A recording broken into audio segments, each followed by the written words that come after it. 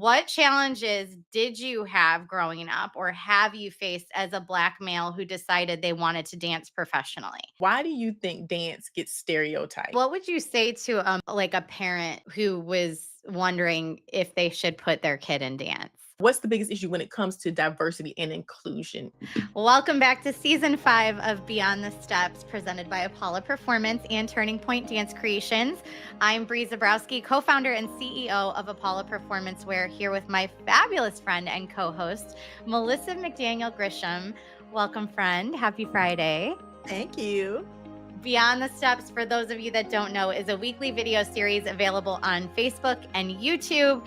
And each and every Friday, we are joined by a very special guest and ask one question under the umbrella of health and wellness for performance athletes and have meaningful conversations and shared perspective and evidence-based research. It's meant to be thought-provoking, because when you know better, you do better. And so we're going to have conversations that kind of make you think a little bit. That's the point about what we're doing today. We're talking about diversity at dance conventions. Are we checking boxes? Are we just checking the boxes? Melissa, tell everybody who we have with us today. I'm so excited to have him back. Yes, the last time you weren't able to be here for Terrell, but Terrell Mitchell is a professional dancer, teacher, and choreographer with the BA in dance. He has set works on professional dance companies, collegiate dance teams, and studio teams across the country. You can find Terrell touring the country and sharing his passion for dance as an administrative director and faculty member on Dupree Dance Convention, and he is represented by Go To Talent Agency. Terrell, welcome back. Hello, thanks for having me, guys. I'm excited to be back. Yes, we're so excited to have you back. We're doing something a little bit different this season in the season 5 glow up for our audience, and we want to have our audience get to know you and have some fun before we dive in. So, we have some quick fire questions. We're looking for one word, one sentence max answers, and we want to get through as many of these as we can as fast No as pressure. no pressure. Just, the first thing off the top of your head, go for it. You Got ready? it. I'm ready. All right. Which dancer do you admire most? My assistant, Aiden Aloma. Why did you start dancing? My mom ran a daycare center where the dance studio was inside, and she was like, "Let me just put him over there." What is the most overused competition dance song? I would say my strongest suit, or I don't like to show off. What is the worst dance craze of all time? Whatever this thing is, I'm not hip to keep up with the title. Top 5 items in your dance bag that are a must have for a convention weekend. And hint, hint, one of them should be Apollo socks. Absolutely. Apollo socks, tap shoes, ballet shoes, jazz shoes, and if you're ballroom trained, ballroom shoes. I love that you named the shoes. It has to be every shoe. We're missing that. We're missing. No water, no snacks, just shoes. It's a conversation that happens way too often. Thank you, Terrell. That was awesome. Thank you for doing that. Good sport. We are going to dive right in because this is a big conversation that we're having today when we're talking about diversity in the convention space. What challenges did you have growing up or have you faced as a Black male who decided they wanted to dance professionally? I will say that in my younger age, I didn't realize the challenges until I got older. But my main one would be resources. And that could not necessarily be financial resources, but information, access to it.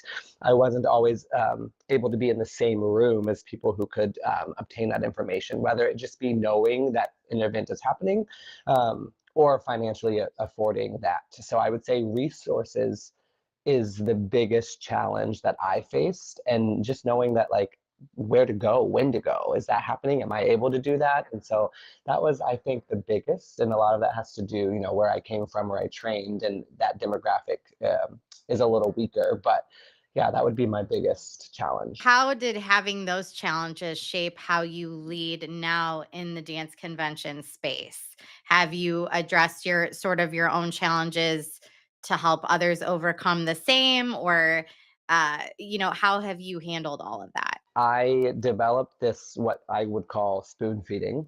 I overindulge with information because I want my students to be overwhelmed with the information versus being overwhelmed because they're lacking the information.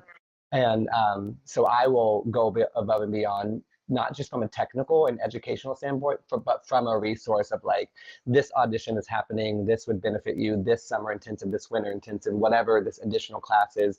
Sometimes they don't know.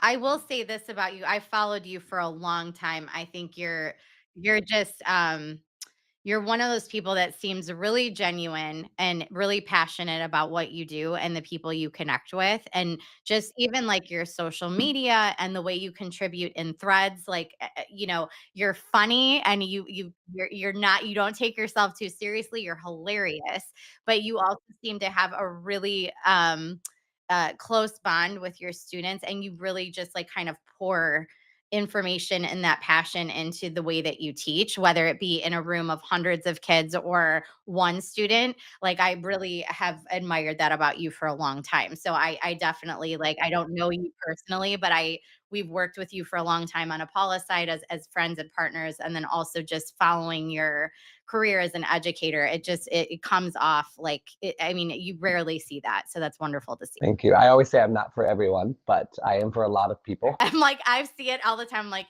he is my people. I just like the humor. It's the sarcasm a little bit sometimes. I love it so much. I want to talk about, why do you think dance gets stereotyped as being for girls? I would say like way back classical, just the elements of tradition, dancers, male dancers. Yeah, it's a self-fulfilling thing. Like, if you're catering to female dancers, then you're gonna get more female dancers. But if you cater to the male population who might be wanting, or male presenting population who might want to dance, then you could have more of that. You see the changes now. It's still, again, a lot of work to do, but like, it's hard.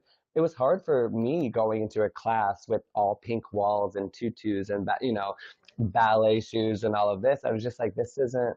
I will partake for sure, but like, what is neutral? And that was never a conversation for my generation growing up. And now it's like, oh, I go into some dance studios and I'm like, this is a very neutral space. And you can still create, ballerinas who want to be these beautiful, princesses and stuff, but it gives space for people to be other things within the dance aspect as well. So do you think creating those neutral spaces, like we were talking about, is one of the biggest steps toward changing that stereotype of being for girls? Is it creating a more I think in addition to creating the physical space, the mindset has to change.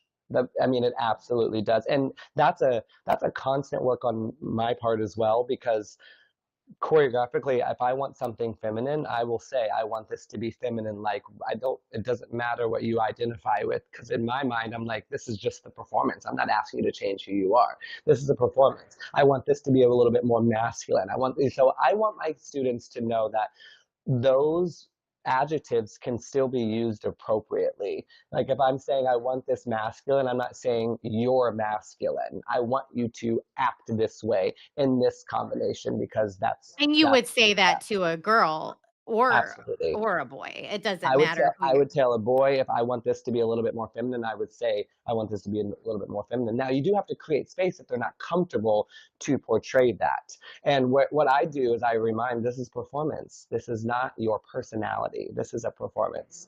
And I train a lot of pre-professional focused dancers. So that mindset of like, no, I need you to get this idea in case someone's hiring specifically that, and you have all of the skill sets, but you're not willing to perform in this way. very interesting. We had Tony DeLelli on before. He's been in Fosse Revival, and he just got another show. I wish I could remember off the top of my head.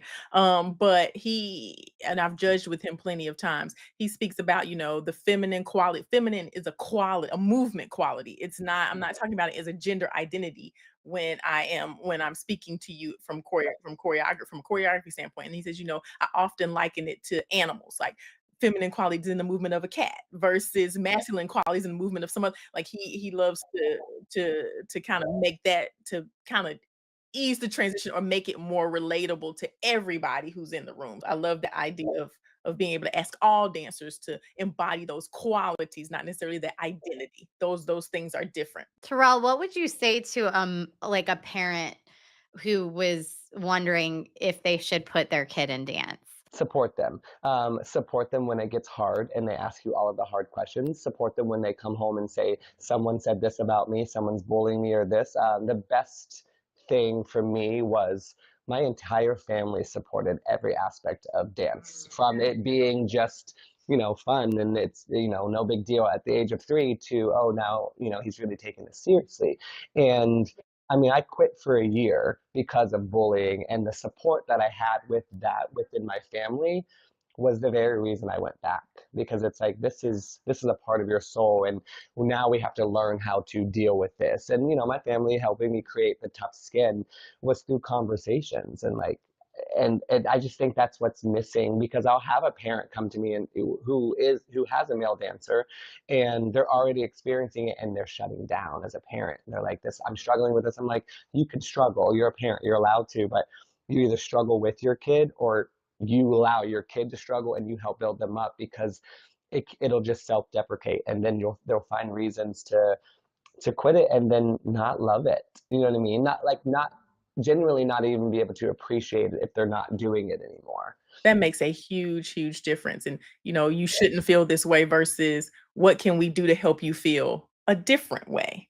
It's so, so very important. And I always say this because, most of my male dancers, they start and they love it. And usually around 12, 13 is when they drop off or they decide they want to do something else. And a lot of times it's because they've been bullied out of dancing, not because they don't want to, not because it doesn't fit what they love anymore. They've been bullied out of it. And being able to instill that confidence and that support system and that foundation to not be able to be bullied out of it, that really does start at home and from the teacher, like being able to give them the vocabulary to say, oh, this is why I dance and I don't really care. I think too with educators, especially if you're an older educator. I'm by no means old, but I am significantly older than most of my students, and then I am significantly older than a lot of the colleagues who teach, within the same aspect that I do.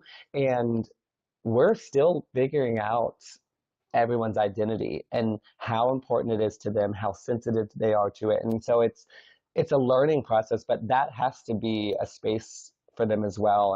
And a lot of it is just ignorance of people not knowing. My husband and I, we are neither one of our kids dance. We have a huge dance background. That's what we've done for 20, 30 years of our life. And well, my son had to stop dancing because he had to pick between soccer or dance. Like there was just nothing to do with him. Like on the days that he had soccer, he had to go to soccer. And we've been talking with him as he's getting more competitive about dance class and teaching elements of footwork to him that will help with soccer, because it would be such a benefit for these athletes to have some dance training, right? And it's so funny to see the parents, like we've brought up, like maybe me or my husband teaching a class on like a weekend, a very informal, like just to get them moving and in tune with their bodies a little more. And you can tell some of them have the reaction like, dance?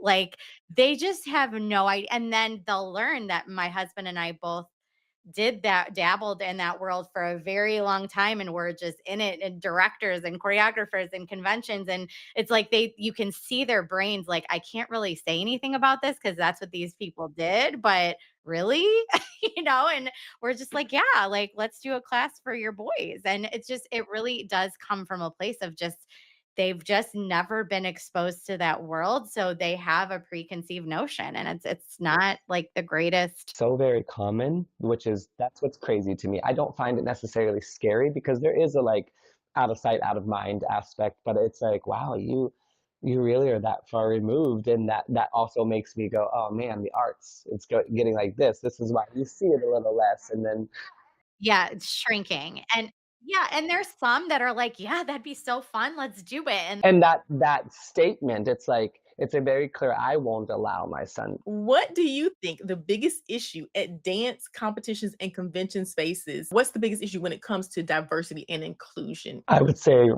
representation as a whole. It might be a blanket statement, but representation as a whole. I will take this conversation to my grave. It's just one of those things that like there's so many people who don't understand. It's exhausting, and I've decided that I will exhaust myself trying to get you to understand.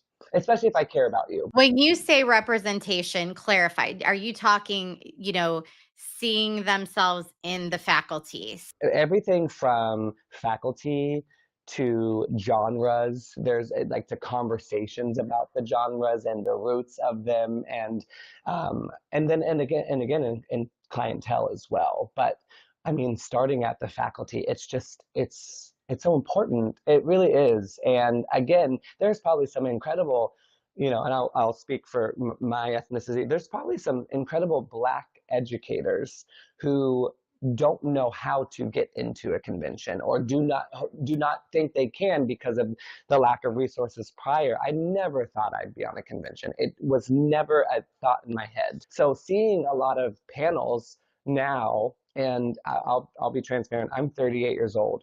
It never affected me, but when I see a panel and there's like 30 people on there and there's one, Black or brown educator, it does something to me. It does not create anger, but I'm like, it makes me want to reach out and be like, I'd love to send my information to you, but I'm like, I don't know if I want to teach for that versus I just want to send that in so that there's more. Interesting. So it also, as conversely, like as somebody who is in a leadership position and is an educator, it makes you look at companies and go, I don't know that I want to work for you because you don't value that, because it's sending you a message too. It is. It's sending me a message, and whether that's an intentional or unintentional, what I think is missing is the lack of awareness, the inability to read the room. I focus so much on getting my kids to read the room that when an adult doesn't, I left with confusion. I'm like, you can't see this. You know what I mean?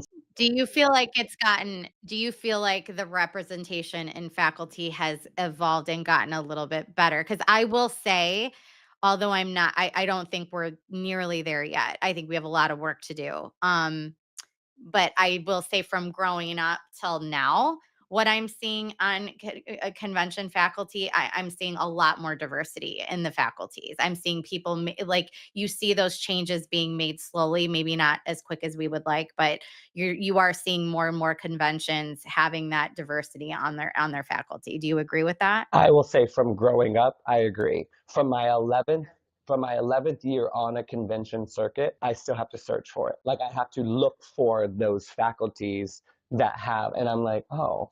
And not that I'm searching to be like, you don't have this, you don't have enough representation. It's just it's noticeable. I mean, I'm on a diverse faculty with genre and ethnicity, and And I think that you mentioned a word earlier about intention, whether it's intentional or not. The point is, it has to be intentional for you to be diverse. Like you have to say, we are going to have a diverse faculty. We are going to have classes that represent a wide range of genres. And if you just kind of let it fall by, I tell my kids all the time when they're dancing, I'm like, look, the dance fairies are not going to come down and make X, Y, and Z happen to your body. The dance fairies are not going to come and hire a diverse staff for you. You have to be intentional about it and also cultivating talent. Like you have thousands of talented students coming through your doors on a regular basis who then become talented performers and or talented educators. If you maintain those contacts and you continue to nurture that talent, why do they not become staff for you? Through assistant programs and, things like that. Yeah. Yeah, like why is that not there? There should be no opportunity for you to say, "Well, I can't find diverse dance education." That's absolutely not true. We had Aisha Upchurch on with us many, many times, and her voice is in my head right now, kind of to piggyback off what you said, Terrell, which is explaining the genres and teaching explaining the history, explaining the culture that goes into it. So they're not just learning a combo and walking away and going, "Oh, I learned this really cool combo. I learned African today," or "I learned about, how the culture behind this genre," whatever they were doing. And I don't see a ton of that happening in the convention space, probably because of the time restriction, but it would be incredible to have that being taught. I mean, one fun fact goes a long way. It sparks the conversation. Yeah. So you are one of the directors of Dupre Dance Convention. It's a cornerstone of the dance convention industry. Everybody knows what Dupre is at this point. and one, obviously, as we've talked about, that seems to value diversity and inclusion. Can you talk a little bit about what Dupre is doing differently in this regard to set an example for the industry as a whole? You've already kind of highlighted the faculty. Talk a little bit more about that. Well, I will say one thing that stood out, which, again, I've been there for 11 years, and I've held this administrative position now for, I think this is my fourth season going into the administrative role. It's not a conversation that I have to have with my boss versus my boss identifying things naturally. So it's crazy because I'm like, no, I want you to know that what you're doing is a gift. It's natural for you. But if we are auditioning kids and there's not enough diversity up there, she will come into one of our ears and say there's not enough representation up there. When it comes to talent, you can look for so many things. And one thing that like our boss looks for, she's like, she'll be in there. She's like, did you see that person in the back? She was working so hard. No, I didn't see her. She wasn't dancing big enough for me. So maybe that's why my eye didn't go. And then I'm like, we're also realistically in a large convention setting. So hard because you guys are in a sea of people and you're on a stage, or sometimes you get down and walk around, but you only see what you can see in that moment. And it is nice to have that person being your second pair of eyes. And we have multiple. And so last season I was like, let me look for the people whose work ethic is standing out, like exceptional. You might not have all of the steps, but like a very, very advanced dancer who has all of the steps, their work ethic might still be a little bit complacent. When I see that person in the back, like, oh my gosh, you might hurt yourself, but I see this fire, this love, and you're not even making connection with me. You're not fighting for this scholarship. You're genuinely like, dancing like I did growing up. And so it's a little bit relatable when you take the focus off of like awarding a scholarship for X, Y, and Z and doing it from like let's scale back.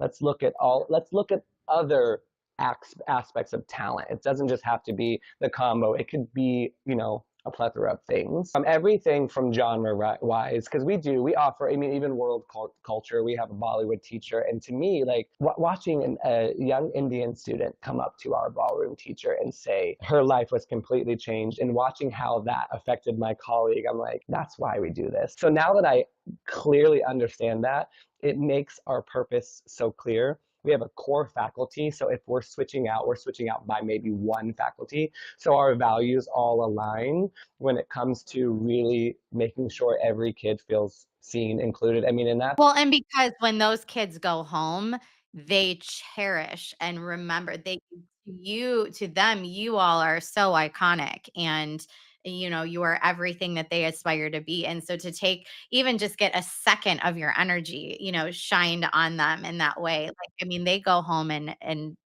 hold that tight. So I love that you do that. I do. and I think too, it's like, I mean, it's still such a major issue. So in my opinion, we'll keep finding ways to make it better until we know that like, okay, this chunk of things we're doing works, and we filtered out some of the things. But again, it's that awareness and knowing that like, if you're a white convention teacher, I would imagine you're looking out to a sea of people who look just like you. And that's from the actual educator's perspective. When I'm looking out to a sea of dancers, very little look just like me. And so when I see that, when I lock those eyes, I'm like, I need you to feel that you can be up here one day. So what would be your homework for our viewers this week? My homework would be, and this might upset some people, if you don't see color, and identify that you might look like everybody else in the room, and identify that there are a few that in the room that don't, and ask yourself, how can you make them feel as comfortable as you do? We also want to make sure that we get a little bit from you about what's going on at Dupre this season. What do you personally have coming up, Terrell? And then how can people get in touch with you? For Dupre, this is our 2024-25 Essence Tour. So our focus is bringing out the essence of you, like the most authentic you.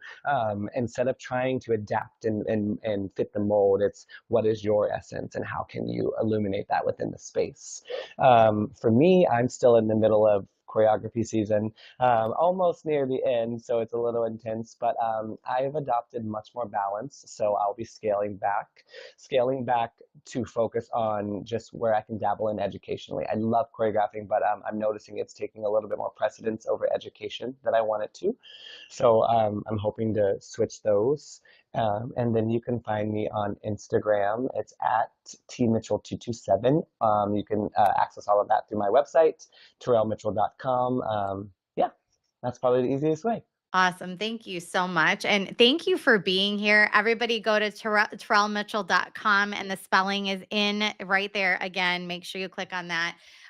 But thank you for being here and sharing your experience and your insight. Yeah, it's been awesome to talk with you. I appreciate you guys so much. Yes, glad to have you back and looking forward to having you again at some point. Thank you so much to Apollo Performance Wear and Turning Point Dance Creations, which is our two companies. We appreciate the opportunity to be here and love doing this show together each week now for 5 whole years. Thank you. I know, 5 whole years. Can you believe it?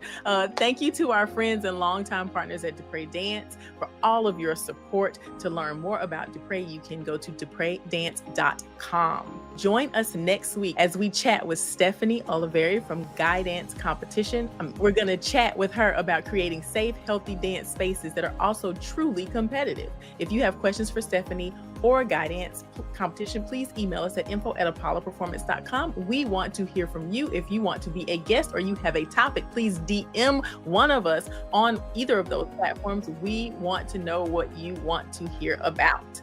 Please share this episode and others. You can find all of the recordings from season 1 through 4 on YouTube at Apollo Performance or at TP Dance Creations.